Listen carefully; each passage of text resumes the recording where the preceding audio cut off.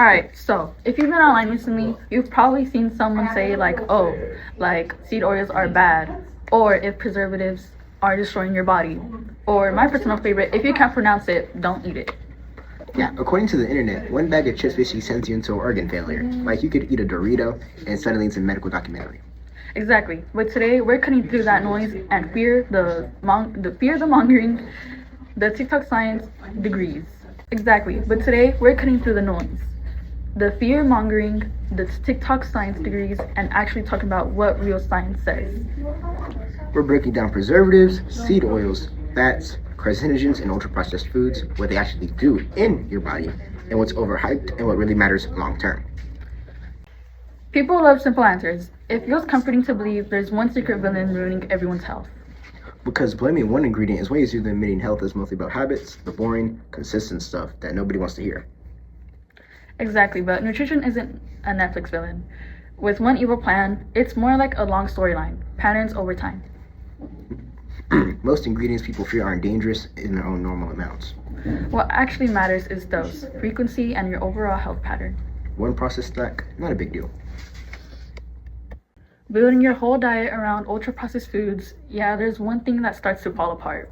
Let's start with preservatives. The scary chemicals that people think are just sitting there plotting against your body. In reality, their job is less dramatic. They keep food from spoiling. Which means to stop bacteria, mold, and actual food poisoning. Before modern preservation, spoiled food made people sick all the time. Historically, food safety was chaos. And today, preservatives and regulated foods go through safety testing before they're approved.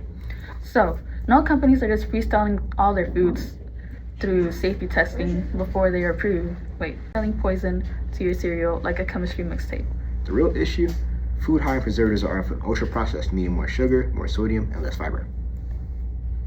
So, people blame the preservatives when the real issue is the entire food packaging. Next up, seed oils, the internet's favorite issue-causing item. If social media is to be believed, canola oil is basically lurking in the shadows to ruin your life. Meanwhile, in reality, seed oils contain as unsaturated fats, generally linked to better heart health when they replace saturated fats. They also contain omega-6 fats, which people panic about this information all the time. But current research doesn't show that normal omega-6 intake from seed oils automatically causes harmful inflammation to the body. The real reason seed oils get blamed? They show up everywhere in junk food. Chips, fast food, fried stuff, packaged snacks, it's the common denominator. So, people connect the dots incorrectly. It's guilty by association as the oil gets blamed for the whole squad's behavior rather than just by itself. Another huge misconception is that fats are bad. Which is wild. Your body literally needs fat to function. Fats build hormones, support brain function, and give you energy all the time. The real question is, if you eat fat, what kind? Unsaturated fats like nuts, fish, avocados, and many seed oils are generally typically better for your heart. Saturated fats like butter and fatty processed meats could raise LDL cholesterol if you overdo them. Those were the real villains, strongly linked to heart disease, and mostly removed from food supply for a reason. Now, let's talk carcinogens. This is where people hear one scary word immediately and think instant cancer. But carcinogens are about risk over time, not immediate damage. Certain cooking methods like frying, charring, or smoking create compounds linked to increased cancer risk with repeated exposure over time. Keywords: repeated and long-term. Burning one burger at a cookout, you're fine. Relax, drink some water. It'll go away. But constantly eating heavily charred or fried foods every single day can...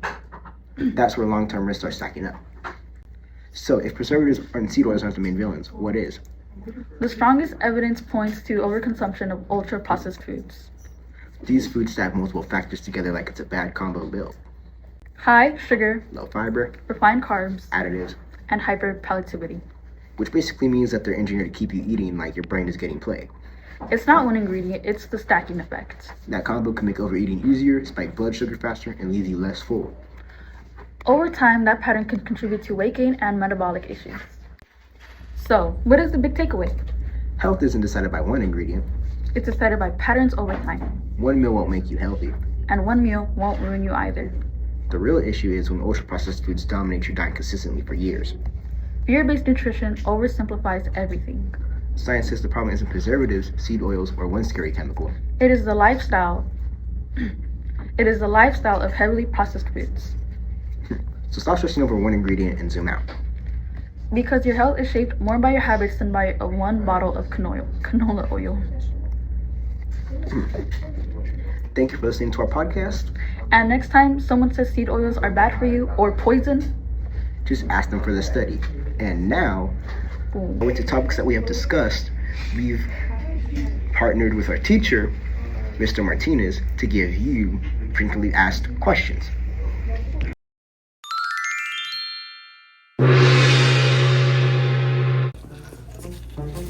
So, what ingredient in modern food is the most misunderstood, and why does it get blamed so often?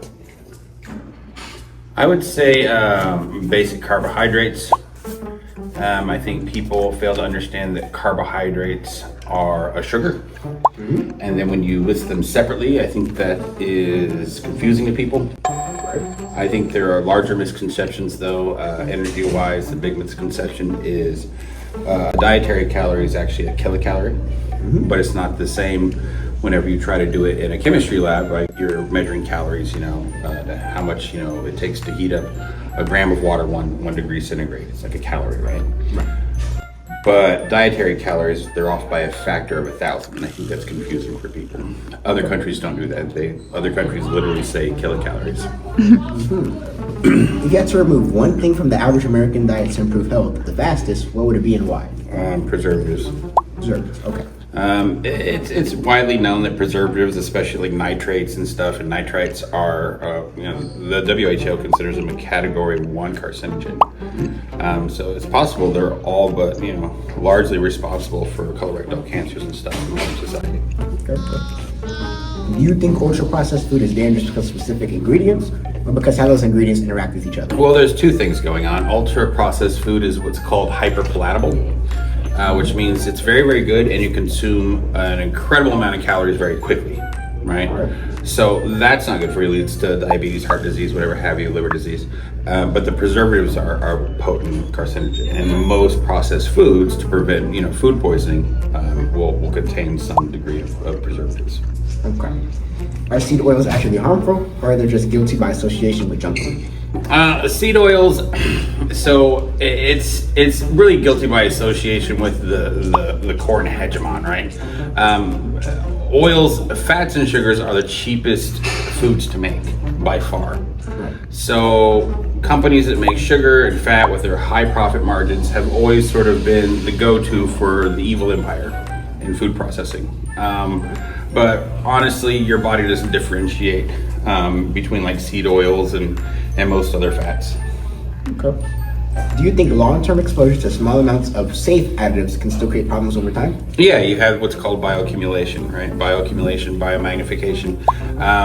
For instance, if you eat with a plastic spoon, right, and you scrape a little bit of plastic off of that spoon with your teeth, and it gets in your body, you're like, okay, well, that's a very small amount of plastic. It doesn't matter. But since plastic doesn't have a natural metabolic pathway through your body, it just gets stuck in your body. And it can build up, especially in your liver and stuff like that. So you can build up these contaminants over time, and that is problematic. Okay. Why do people tend to fear things like GMOs or chemicals, even when science says they're safe? Well, everything's a chemical, so you'd have to be specific when you talk about chemicals. But genetically modified, the big concern with genetically modified, I think for most people, honestly, is that it sounds scary, right? It sounds like you made some 20-arm monster corn stalk. But most genetically modified foods are actually just a product of, plant breeding, right? There's very few actual genetic modifications that are made to plants, and they're highly regulated. The problem isn't so much that it would be dangerous to people. The problem is it would be dangerous to other plants. Like let's say you make some super corn, right? And it spreads super, super fast. And so this super corn takes over all the cornfields in the United States. But it turns out this super corn is also very susceptible to, say, this certain type of mold or fungus. And then it all dies. Well, then you have a big problem, right? You suddenly had no more corn. You have a corn famine, if you will. So there are definitely concerns, and the concerns are founded, but the regulation of GMOs is pretty solid. So people's concerns largely unfounded. What is a widely accepted health truth that you think is actually wrong or oversimplified?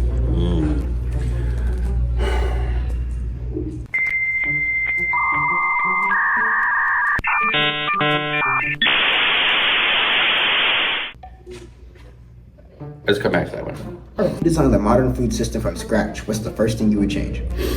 I think the first thing I would change is I would get rid of private corporations being involved in so much of food marketing and food production, because we know what the body needs, right? Or we know what the body can live healthily on for, its 70 to 100 year life expectancy, right? And there's no mystery there. We know what's toxic. We have plenty of research that supports it. So I don't understand why we still have food companies, large food companies, that are constantly coming up with new foods and new ways to do this and new ways to do that. Well, the answer is they're trying to make profit, right? And when you're trying something new, there's going to be a problem with it. You're trying a new cereal, or you're trying a new type of oil, maybe, right? Well, the problem is you're going to run into all the problems coming out with a new food product, right? So instead of doing that, why don't we just have a core sort of dietary needs that are met by either like a government or a local entity?